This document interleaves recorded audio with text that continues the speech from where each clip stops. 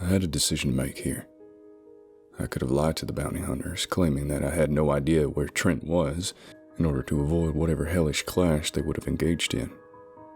But at the same time, I was thinking that they'd actually be able to take him out, which would have meant at least one huge problem being solved. Also, it was pretty obvious that hiding by myself would only be a temporary reprieve. Something would find me and kill me. Eventually. There was obviously no chance of me defeating the Messiah by myself, but the bounty hunters, well, I was hopeful. With that in mind, I began retracing my steps, leading the two towards the corridor where Trent and Cass were about to throw down, hoping that the latter had at least managed to weaken the former. However, as soon as we turned our first corner, we came across 5 middle school-aged kids. They all had a faint dark purple smoke rising from their bodies, with blacked-out eyes and fang-like teeth. I suppose the assumption could be made that they've been possessed. What made it even more complicated was the fact that they were kids. Could we really just kill them? All right, I said. Let's think of a way to incapacitate and restrain them. I acted first, attempted to grab one of the kids and put them in a chokehold. Like I said, I'm not the smartest guy. As soon as I got close, the kid grabbed me by the arm and swung me into the lockers with beast-like strength. The bounty hunter simply laughed in response. After wiping an amused tear from his eye, the man stepped forward, drawing an extremely large blade from his exoskeleton. He rushed forward with a dizzying speed, slicing each of their heads off in immediate succession. "All right," he said, completely unfazed by what he'd just done. "Let's go." "Why did you?" I began stammering out. "They were kids. We could have..." "Could have fucking what?" the woman said, stepping by me. "Gotten your ass ripped apart by them?" And then she scoffed. "Don't tell me you were thinking that they could be changed back. It really doesn't work like that." I stood up for a second, horrified by their blatant cruelty. But the realization quickly dawned on me. What else could we have done? It wasn't so much that I was disturbed by what they'd done. That part seemed inevitable. It was more so the attitude they displayed whilst doing it. "Well?" the man asked me. "You coming or what? We'll ditch you right here and now if you don't move." I forced myself to get over it, under the reasoning that I was going to forget that any of this happened. Well, try to forget. The idea of a brain wipe was sounding pretty good at this moment. When we got to the corridor where I'd seen Trent last, it was empty. No bodies even. Just a lot of blood stains on the ground. The male hunter sighed. "Well, damn. Really hope that fucker's still alive." As we were about to head off to keep searching, a voice called out from behind us. "What's going on over here?" It was deep and gravelly, in a tone that was both reserved and implicitly aggressive. We turned around, seeing an older man, maybe in his mid-40s, clad in dark green tactical gear. His hair was cut short, and one of his eyes had a gnarly scar running through it. He chewed on his cigar, seemingly analyzing the three of us. "Are you my targets?" he asked, probably not expecting an answer. The male hunter shook his head. "Don't think so. Who the fuck are you?" "Cajon," the man responded. "Class 1 holy soldier." "Another one?" I thought to myself. "Let's see. I'm sensing no power coming from him," he said, pointing towards me. "But you two, what's your business here?" He gestured towards the hunters. "Our business?" the woman spoke up. "Nothing to do with you." Cajon sneered, before dropping his cigar and stomping on it. "You're impeding official U.S. military business. I hate bounty hunters. Get a real job." The male hunter sneered back as he stepped forward. "What, like yours? You're a real saint, you simpering puppet." Cajon's lips curled into a really unpleasant smirk. "Good. Throw the first punch. Makes it even better for me." And then, before I could say anything at all, they were fighting. Each of their swings and kicks were devastating, shattering the ground and busting open metal lockers with each missed strike. It truly was a clash between titans, and it was infuriating to watch, given the situation. What the hell are you guys doing? Can't this fucking wait? I turned to face the female hunter, expecting her to have some voice of reason. But of course, she was also insane, watching the fight with a huge smile plastered on her face. "Oh God," was all I could mutter out. While the fight had started off pretty even, Calhoun was quickly gaining the upper hand. He stopped one of the male hunter's slashes by grabbing the blade. "You don't have any experience, do you, boy?" he said before snapping it off and plunging it into the hunter's eyes. Despite the grievous injury, the hunter simply let out a grunt and persisted forward. He began swinging with his naked fists, managing to connect a few times with Calhoun's ribs, but the holy soldier seemed hardly affected, grabbing the hunter by the head and drilling his knee upwards, shattering the jaw. Calhoun finished him off by pulling out an extremely sawed-off shotgun and blasting the hunter's torso to hell. I could only watch in abject shock as the inexplicable scene unfolded before me. But I'd be lying if I didn't admit being somewhat astonished by the whole thing. I was nearly in a state of morbid awe. I looked at the female hunter, expecting her to be absolutely fuming. Instead, she just sighed before drawing out her own gun and immediately blasting a shot at Calhoun. Point blank, I thought. There's no way he... I looked up, seeing Calhoun with his fist outstretched, the veins on his hands pulsating. He opened his hand, dropping a massive bloody bullet to the ground. "Fuck, that hurt," he remarked. The woman reholstered her weapon, appearing to be somewhat worried.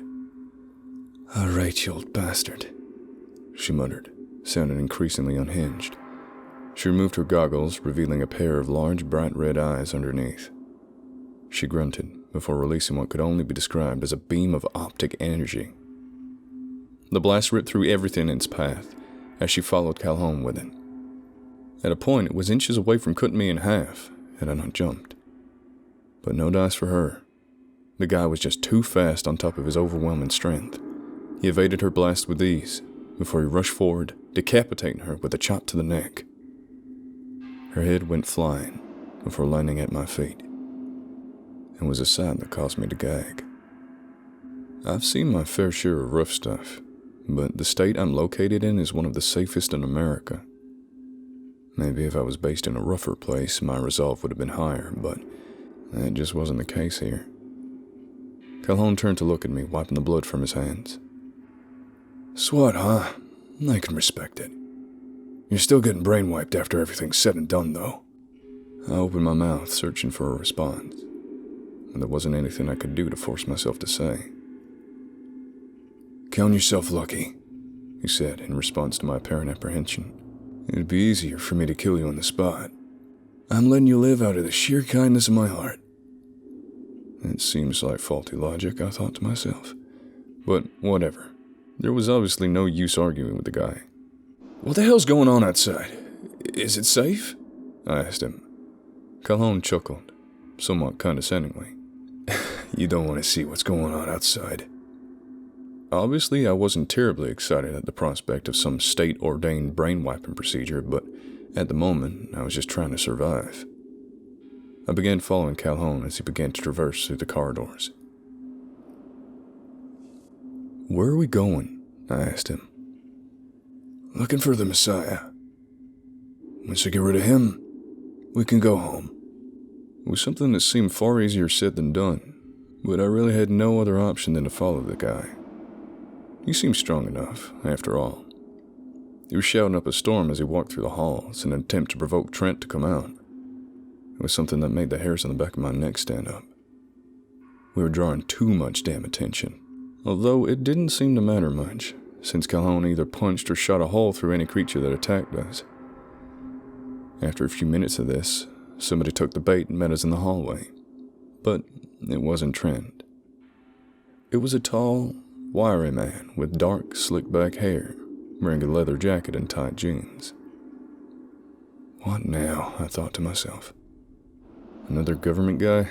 More bounty hunters? "You're causing quite the ruckus out here. Looking for somebody?" "Yeah," Calhoun responded. "Don't think it's you, though. I can tell you're no stronger than this guy." He gestured towards me. The man smirked. Cool ability. I can tell you're pretty strong as well. Calhoun scowled, already annoyed at the conversation. Where's Trent? You another one of his lackeys? I thought he was only recruiting the strong. Can't imagine he'd choose fodder like you. Yeah, the man smirked. Can't imagine it either. As soon as he finished the statement, thick veins began bulging out of his neck. He stuck out his arm to the side, and before I could blink, it morphed into a terrifyingly familiar sight. It was the same insect-like appendage that grabbed Axwell earlier. I could see Calhoun's eyes beginning to widen up upon realizing his misjudgment. He took a fighting stance, rushing the man faster and more ferociously than he did the female hunter. The man swung at him, but Calhoun was swift enough to dodge the strike, managing to punch a hole through the man's torso. But instead of reeling in the pain, the man simply continued grinning. Tough guy, huh? Good for you. Still with a gaping hole in his stomach, the man extended his other arm, transforming it to some kind of massive, fleshy, veiny axe. He swung it forward, managing to slice a portion of Calhoun's forearm off. He'd barely managed to dodge what would have been a fatal blow. Come on, the man said nonchalantly. Don't force my hand here. As he said this, I could see the hole in his stomach beginning to regenerate. It was a fucked up sight, to say the least. But it didn't end there. The man's legs seemed to revert back into his torso, with a collection of long, arachnid-esque legs quickly popping out of their place. This feels as gross as it looks, you know. At this point, he'd become far faster than Calhoun. He crawled into the walls and ceiling before splitting Calhoun's head down the middle with his hand axe. He landed back on the floor. He returned to his normal, human self once again, and then he turned to face me. Look at that. My jacket's ruined. I was running before he'd finished his sentence. However, he didn't seem to be putting much effort into the chase, whistling as he marched behind me, sustaining a moderate pace at best. I ran like hell for around 10 minutes, evading stray creatures in the process. At a point, I found an empty computer lab and barricaded myself in there. It didn't take long for the man to find me, though. But for whatever reason, he didn't barge in immediately. Instead, he's talking to me through the door, telling me that no matter what I do, I'm going to be transformed into one of Trent's messengers, that he has a quota to fill.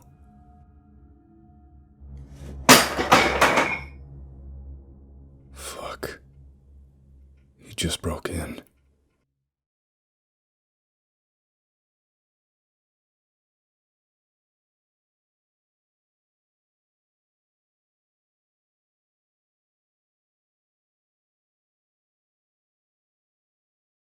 If you like this video, please consider subscribing. And if you're an animal lover like me, please consider donating to the World Land Trust, a charity that aims to help wildlife through buying land, preventing development, and helping endangered species.